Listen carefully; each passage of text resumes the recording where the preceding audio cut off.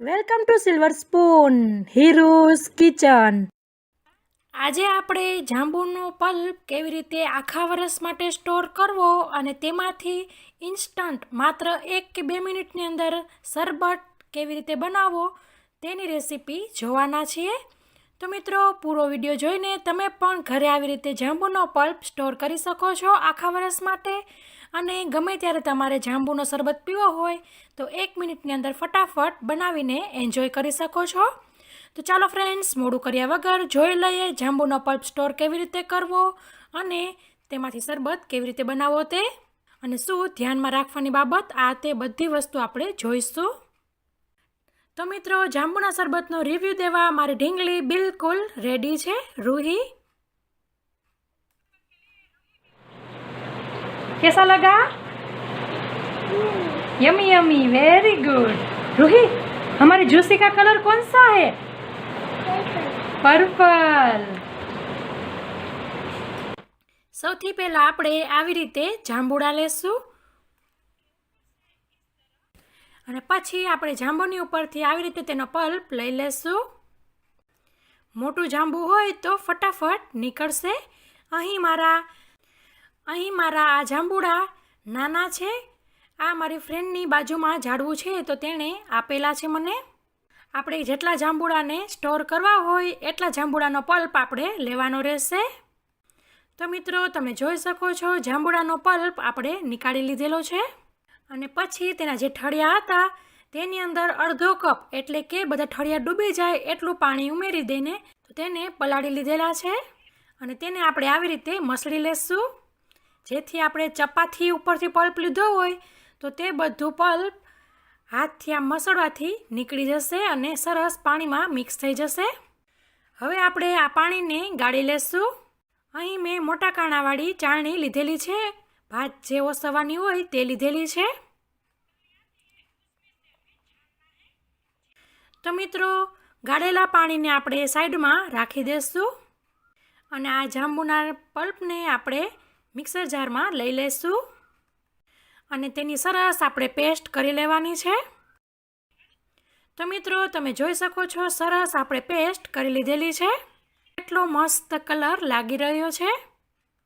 અને by chance તમને મિત્રો જાંબુને પીસવામાં તકલીફ પડે તો તેની અંદર આપણે જે ગાળેલું પાણી છે તે ઉમેરીને પીસતું જવું. પણ મેં અહીંયા એમનેમ જ જાંબુને પીસ્યા છે, તેની અંદર પાણી નથી ઉમેરેલું. હવે આપણે આ પલ્પને એક બાઉલમાં કાઢી લેશું.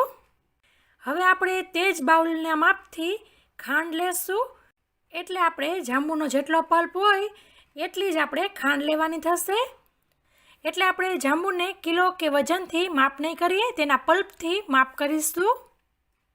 કેમ કે કોઈક જાંબુડામાં ઠળિયાનો ભાગ વધારે હોય છે તો કોઈકમાં પલ્પ વધારે હોય છે. પણ આવી રીતે પલ્પ કાઢ્યા પછી આપણને એક્ઝેક્ટ માપ આવી શકે છે. પણ મિત્રો, તમે ખાંડની માત્રા થોડીક વધારે ઓછી કરી શકો છો, પણ હું અહીં બંને સેમ લઈ રહી છું. આ પરફેક્ટ માપ છે. હવે આપણે આ ખાંડને એક વાસણમાં લઈ લઈશું અને તેની અંદર જે આપણે ઓલું ગાળેલું પાણી હતું ઠળિયાવાળું મસળીને, તે પાણી ઉમેરી દઈશું. આપણે આની અંદર ખાંડ ડૂબી જાય એટલું પાણી ઉમેરવાનું છે. તો તમે વધારે ઠળિયા મસળવામાં પાણી ઉમેર્યું હશે તો તેનાથી પણ થઈ જશે. અહીં મારે અડધા કપથી જ ખાંડ ડૂબી ગઈ છે, પણ તમારો પલ્પ કેટલો છે, તમે પાછી ખાંડ કેટલી સેમ જ લીધી છે કે નહીં, તેના પર બધું આધાર રાખે. ખાંડ ડૂબી જાય એટલું જ પાણી આપણે લેવાનું છે. પછી આપણે તે વાસણને ગેસ ઉપર ચડાવીશું અને આવી રીતે હલાવ્યા કરીશું, જેથી ખાંડ ઓગળી જાય. આપણી ખાંડ ઓગળી જાય પાણીમાં ત્યાં સુધી આપણે ગેસની ફ્લેમ ફાસ્ટ રાખીશું. તમે જોઈ શકો છો હજી થોડી ખાંડ બાકી છે ઓગળવાની. તો મિત્રો, ઓલમોસ્ટ આપણી ખાંડ ઓગળી ગઈ છે. હવે ગેસની ફ્લેમ મીડિયમ કરી લેશું. તો મિત્રો, આવી રીતે મીડિયમ ફ્લેમ કર્યા પછી 2 મિનિટ માટે આપણે કૂક કર્યું છે. તમે જોઈ શકો છો આવી રીતે મોટા મોટા બબલ આવવા લાગ્યા છે.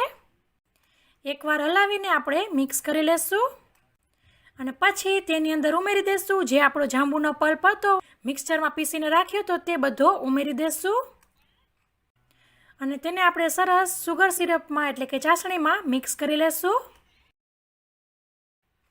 તો મિત્રો તમે જોઈ શકો છો જાંબુડાના પલ્પનો કલર થોડોક વધારે જ નિખરી ગયો છે, બહુ સારો લાગી રહ્યો છે, આંખને ગમે એવો. અને મિત્રો આપણે જે જાંબુના પલ્પને પીસ્યું હતું પછી તેને આપણે ગાળવાની જરૂર નથી, તે સરસ જ પીસાઈ ગયું હશે. આવી રીતે આપણે મીડિયમ ફ્લેમ પર પકાવવાનું છે અને કન્ટિન્યુ આપણે ચલાવતા રહેવાનું છે. મિત્રો આપણે આની અંદર કોઈ પણ તારની ચાસણી નથી બનાવવાની. આપણા મિક્સરમાં થોડુંક ચીકણાપણું આવી જાય, હાથથી આમ અડીએ તો ચીકણું ચીપ લાગે એટલું જ આપણે તેને ગરમ કરવાનું છે, પકાવવાનું છે. તો મિત્રો થોડીક વાર પછી આપણું મિક્સચર ચીકણું થયું છે કે નહીં તે ચેક કરવા માટે આવી રીતે હાથથી આંગળી મદદથી ચેક કરીશું. તો સહેજ પણ ચીકણું નથી થયું, આપણે હજી થોડુંક વધારે કૂક કરીશું. તો તમે જોઈ શકો છો આવી રીતે ઉકળીને ઉપર સુધી આવવા લાગશે. અને ગેસની ફ્લેમ મેં કન્ટિન્યુ મીડિયમ જ રાખી છે. અને વચ્ચે વચ્ચે આપણે આવી રીતે ચેક કરતા રહીશું. જ્યાં સુધી આપણને ચીકણાપણું ચીપ ન લાગે ત્યાં સુધી આપણે કૂક કર્યા કરીશું. અને હજી પણ ચીપ નથી લાગી રહ્યું.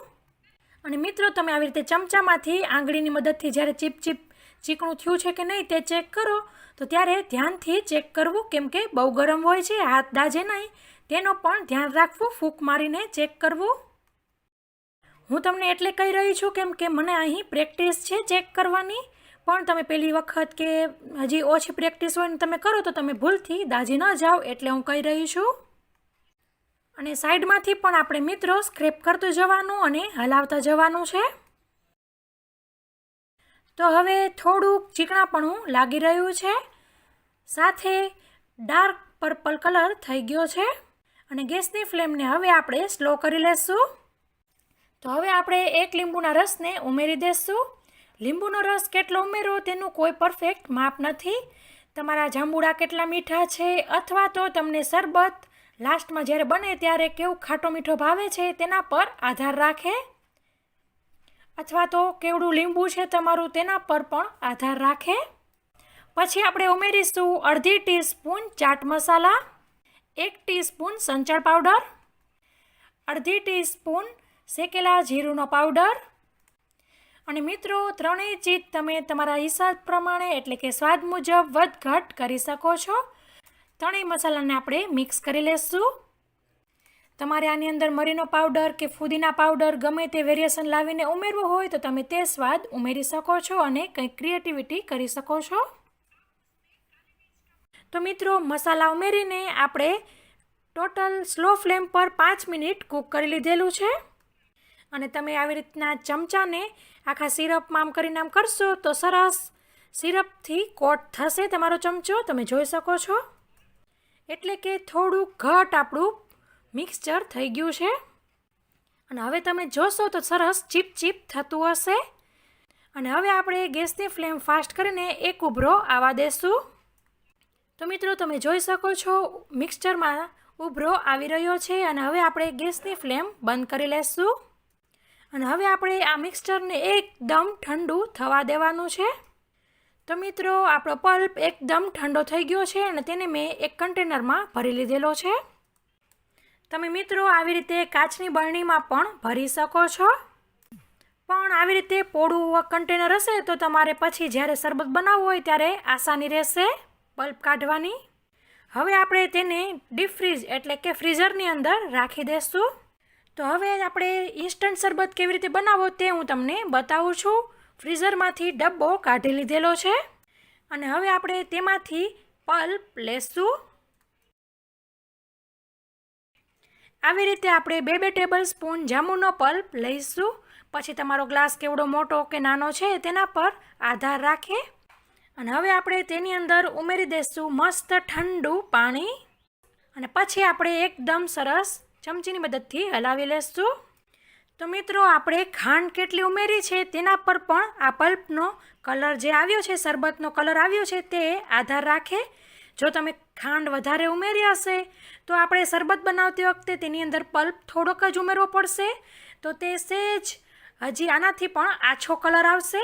અને જો તમે ખાંડ ઓછી ઉમેરેલી હશે તો તમારે પલ્પ વધારે ઉમેરવો પડશે, કેમ કે શરબત થોડોક મીઠો હોય તો જ ભાવે. તો વધારે પલ્પમાં ઉમેરવાથી અને પછી તેની અંદર પાણી ઉમેરીએ તો તેમાં ઘાટો કલર તમારા શરબતનો આવશે. પણ હું તો તમને એ સજેસ્ટ કરીશ કે બંને સરખું જ લેવું, પલ્પ અને ખાંડ, એટલે તમારે એકદમ આવો જ કલર થશે. તો મિત્રો તૈયાર છે મસ્ત 1 કે 2 મિનિટની અંદર બની જતું એવું ઇન્સ્ટન્ટ જાંબુનું શરબત. તો તમે આ પલ્પને આખા વરસ માટે પણ સ્ટોર કરી શકો છો અને ગમે ત્યારે તમે એન્જોય કરી શકો છો મિત્રો.